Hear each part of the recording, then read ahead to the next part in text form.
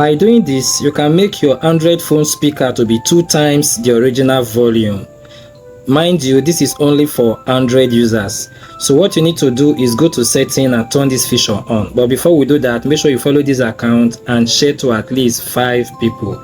So you just go to your settings and open it. Then go to sound and vibration. You click on it. This is volume, you click on it.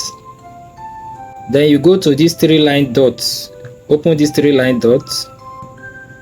You click on media volume limit.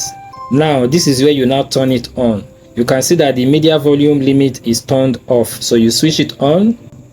Then you now adjust this volume to the end. When you do that, you have successfully increased the volume of your phone by 2 times. So this is how you do that. So if you find this video helpful, you can give it a like and share to at least all the people in your contacts. The most important thing is that we help business owners to run Facebook and Instagram ads. You can check the link in my bio or send a DM. See you again in another similar video like